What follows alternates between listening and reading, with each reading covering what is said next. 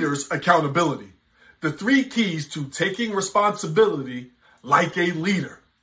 Now, all leaders understand that mistakes are inevitable. What's tough is that when we and you as a leader make the mistake, and eventually your boss, the board, a co-worker, a leadership peer, or an employee or direct report comes your way to hold you accountable. And how we choose to respond to this accountability will either enhance your leadership or hurt it. So how do we best do it? The 3 keys are simple, yet very powerful. Number 1, know the 3 bullies. The 3 bullies that will either hurt your leadership or raise your leadership. Number 2 are the accountability golden rules. And lastly, a leader's apology. So what to be aware of and beware of. Know the rules of accountability. And lastly, how to actually say the apology. Now, before we start, let me share 3 of my biggest mess ups as a leader. When I was initially promoted, my first promotion ever, I was a mental health therapist. Now I'm going to be bumped up and be the specialist, and I was in charge of the money. Now, although I was a very good therapist, if anyone who knows me, they will laugh when they know that I'm in charge of organizing something. Long story short, I lost the company $40,000. I will never forget that number. Depending on the company that you're in, that may be a big number, a small number. However, at that time, it was monumental for me, and it was all my fault. A huge mistake that I had to choose. I didn't have to. Accountability, accepting accountability and responsibility is always a choice. I chose to accept responsibility and accountability for it. Another big mistake was one day I lost it verbally on my boss in the middle of the hallway. And although I was right about every single thing that I said, my timing was sure wrong. Another opportunity for me to choose to accept accountability and responsibility. Lastly, I was late to work to the point where my higher-ups had to come and have the tough conversation with me. Now, what I was going through a divorce at that time, having 3 kids in 3 different schools, and I was the only person that can get them there, and my commute was an hour to work. They didn't know that, and I did a poor job of sharing what I was going through.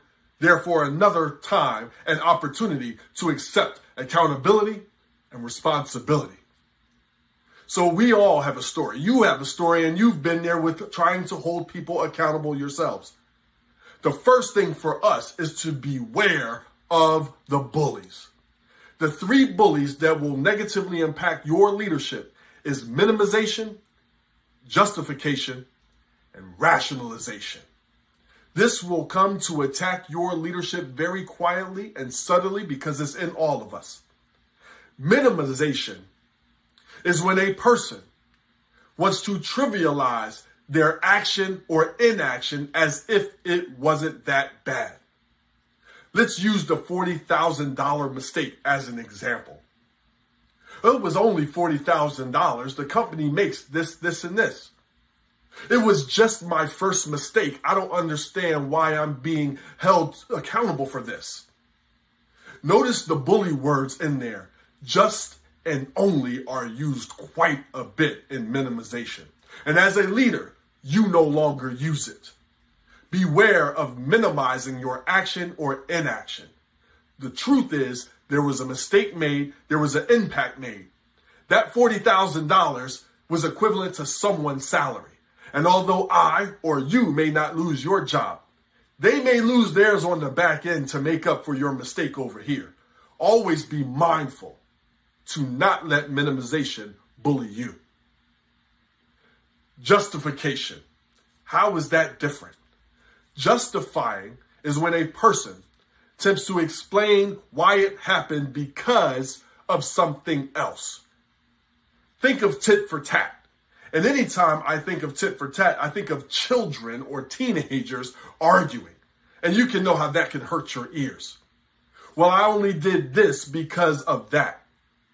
If someone would have given me what I needed over here, I wouldn't have been able to do that.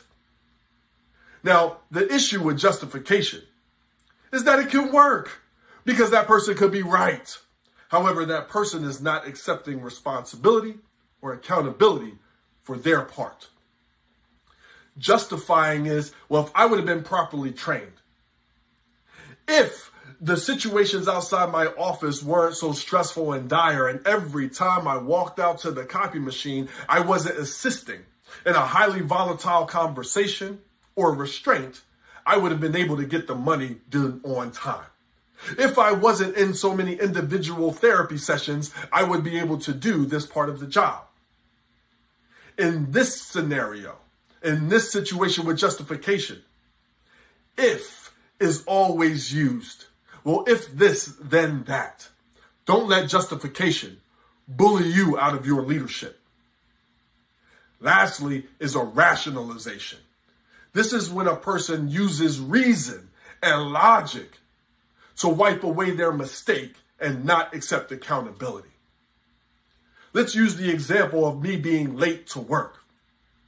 Well, the traffic is always messed up. The traffic did this, or I would be here when this didn't happen. There's logical reasons why it happened. However, is it our job as leaders to know the traffic patterns? You know, like I know, when the school buses in your area clog the road. You know a better time to leave. As leaders, it's our responsibility to know that. So when these three bullies attack, you now know how to win. Don't minimize the problem away. Accept it.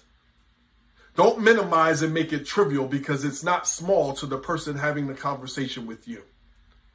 Don't justify it away and blame it on someone else. And don't rationalize it away, giving logical reasons for your mistake and that it's not your fault.